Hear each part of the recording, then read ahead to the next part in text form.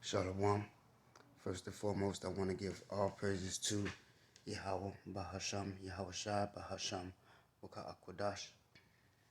Double honors to the elders and apostles, a great millstone who rule well. Peace and salutations to the hopeful elect.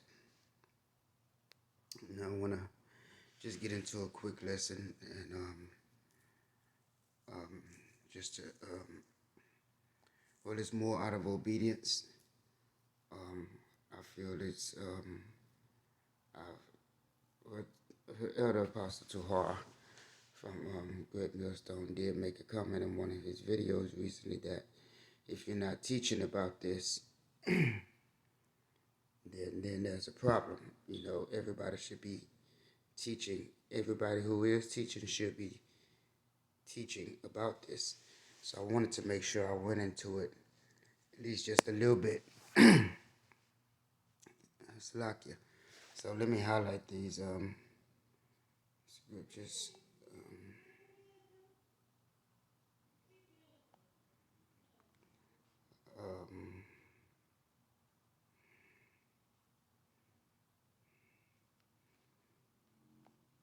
Okay. So we're going to start in the book of Revelation 13, verse 15.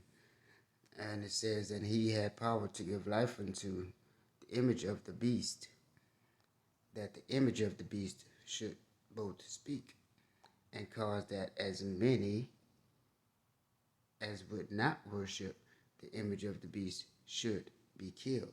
Now, what is the image of the beast? Okay, so right now, just to put it in plain perspective, right now, 2/3 of our people are worshiping the image of the beast. You know, they're believing in the philosophies of this beast system. They're believing in the philosophies of their oppressor. Okay. Because they are afraid of death. They don't want to be killed because, see, right now the main target are those of us of the hopeful elect who refuse to bow down to the image of the beast, who are refusing the Jabberwocky. I'm sure you know what I'm talking about, who are refusing to lie down with Maxine Waters. You know, the people who are refusing to take the serpent's juice. You know, and so those people are, we're going to be marked for death. You see what I'm saying? But you got 2/3 of our people who are literally worshiping the image of the beast, and they're going for it, you know, and they're actually speaking out against those of us who don't worship the image of the beast. Okay, and it shows you that this is actual worship, because you don't need these people, regardless to how much these people contradict themselves, regardless to how much these people prove themselves to be untrustworthy, you're still believing in everything he said. That is a form of worship. And you convince yourself that what he says is the best way to go, even though you have that little thought in your head that, I'm not sure about this. I don't think I should be doing this. But instead, you still convince yourself that you have a good reason to do it, and this is the best thing for you because this is what you worship. You are worshiping the image of the beast. Going to verse 16, and he causeth all, both small and great, rich and poor, free and bond, to receive a mark in their right hand or in their foreheads. Okay, so now you got to ask yourself, what is this mark? Okay, so read verse 17. And that no man might buy or sell, save he that had the mark. I'll read it again. And that no man might buy or sell, save he that had the mark or the name of the beast, or the number of his name, which means, so this mark is going to obviously restrict you. Not having this mark is going to restrict you from being able to make transactions.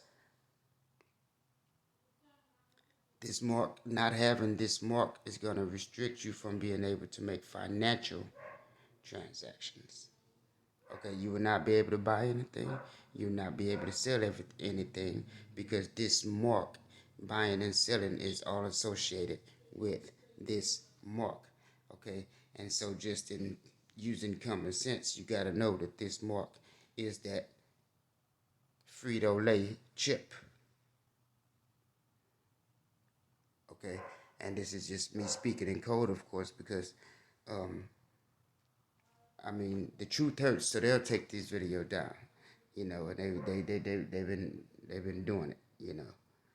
So I'm trying to speak in code here, okay? You take this Frito-Lay chip, you know, and that you have taken that mark, okay? At that point, you have not only worshipped the image of the beast. At this point, you have bowed down to the image of the beast and pledged your allegiance to this beast. So now this beast system becomes your God. Okay? So understand how serious it is. You can't. It's not about well, I gotta be able to live. I gotta be able to eat. I gotta be able to do that. All that is being cut short anyway.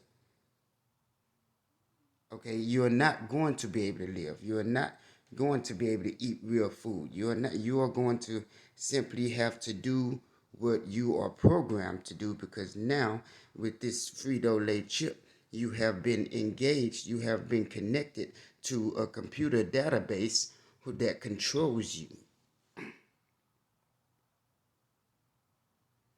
Okay, because you pledged your allegiance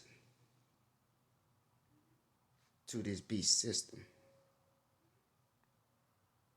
Okay, now I want to look at this word right hand. I want to go into this definition. So I'm going to read it again. It says, and he caused it all, both small and great, rich and poor, free and bond, to receive a mark in their right hand or in their foreheads. And see, it's a lot of people that know what it is, but they'll come up with just simple questions, okay? Because you know Jake is very simple.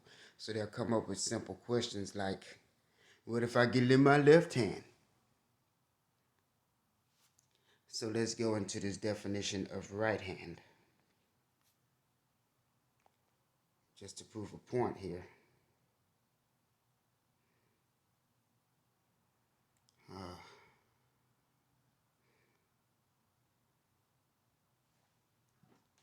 Yeah, that ain't nothing but saying just playing with the system. There we go.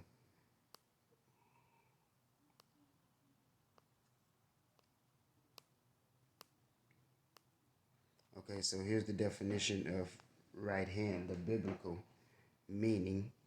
Okay, and it says the right hand, the right hand. It says number 2, metaphor, a place of honor or authority. Meaning, when it says that you're in your right hand, it means the hand that you use the most, the hand that you use to work with, the hand that you do your work with. Okay, that place of honor or authority. As Yahweh Shai sits on the right hand, he is the right hand of our Father Yahweh.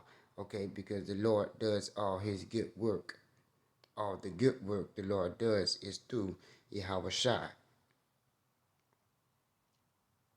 because that is his right hand, and that is a place of honor or authority. Okay. So, and just to prove this point a little bit more, let's go to the book of, and I'm not going to make this long, go to Revelations 14. Let me say it. Let's see what I wanted to get. Which verse is it? Verse 9, and I'm going to highlight it as well. It says, and the third angel followed them, saying with a loud voice. I think I want verse 10 as well. It says in the verse 9, and the third angel followed them, saying with a loud voice, if any man worship the image, if any man worship the beast and his image, which is what most of our people are doing right now to this day, and receive his mark in his forehead or in his hand, This is why now it says in his hand, because it can be in either hand. Okay, so don't be simple, Jake. Like the scriptures say, oh, ye simple ones, how long will you love simplicity? It's time to stop being simple and use common sense. Okay, so reading that again, and the third angel followed them, saying with a loud voice, if any man worship the beast and his image, and receive his mark in his forehead or in his hand, the same, verse 10, the same shall drink of the wine of the wrath of God, which is poured out without mixture into the cup of his indignation. What does this word indignation mean? And I'm going to finish reading the verse after I get this definition. Come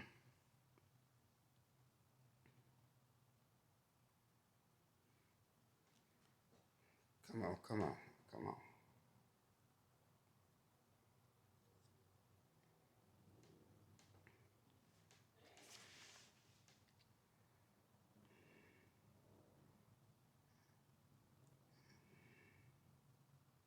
Wow.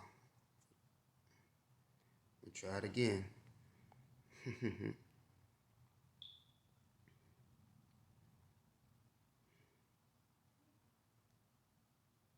We know this ain't nothing but Satan. No, it ain't nothing but Satan. Come on. Barakatah Yahweh Ba'asham Yahushua. Ba'asham Makakodash.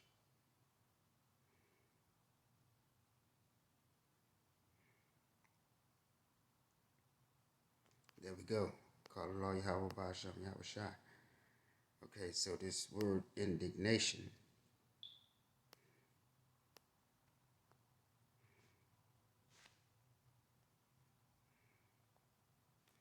it says anger, the natural disposition, temper, and character. Definition 2, movement or agitation of the soul, impulse, desire, any violent emotion. Anger, wrath, indignation. Anger exhibited in punishment, hence used for punishment itself, of punishment inflicted by magistrates. So it says, the same shall drink out of the wine of the wrath of God. You know, I'm going to read verse 9 again. And the third angel followed them, saying with a loud voice, if any man worship the beast and his image, and receive his mark in his forehead or in his hand, and we've established that can mean any one of your hands, the same shall drink of the wine of the wrath of God, which is poured out without mixture into the cup of his indignation, which means his anger, his punishment, his judgment, okay?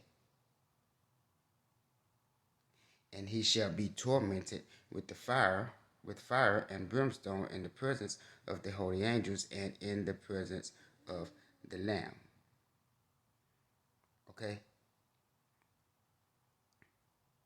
So you gotta understand, you can't get too bold, Jake, and say, oh, well, I'll just be on fire for a few minutes and then I'll die.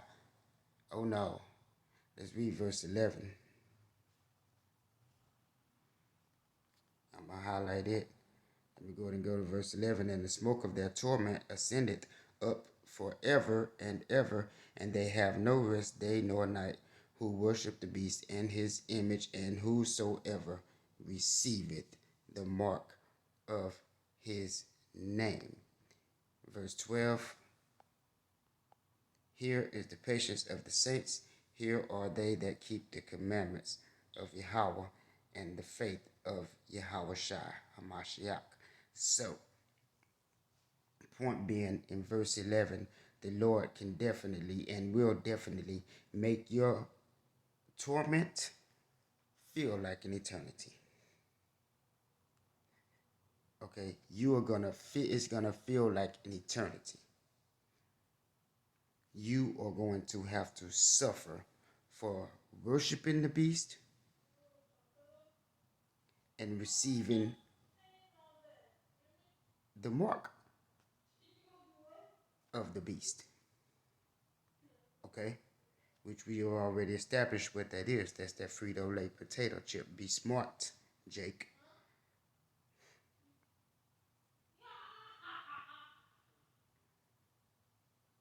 Now is not the time to play. Now is not the time to come up with silly debates, okay, and foolish arguments. Now is the time to get serious, okay, and call on the Lord and pray for that faith to endure without continuing to worship the image of the beast and without receiving his mark. See, now the reason that you have to go through all this torment, understand, Jake don't get it, but you're going to go through this torment because you have pledged your allegiance,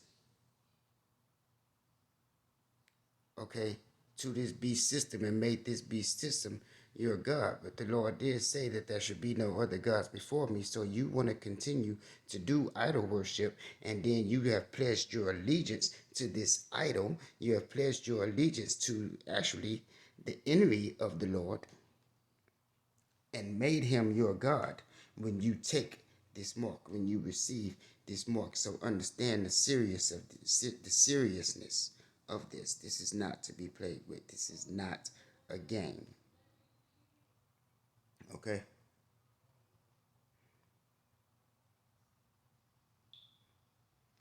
So I just wanted to make sure I put that point out there. Hey, people, hey, be circumspect. Keep your eyes open. Pray for faith. Pray for the spirit and strength to endure throughout all these days and throughout the times to come, because it's finna get serious. Okay?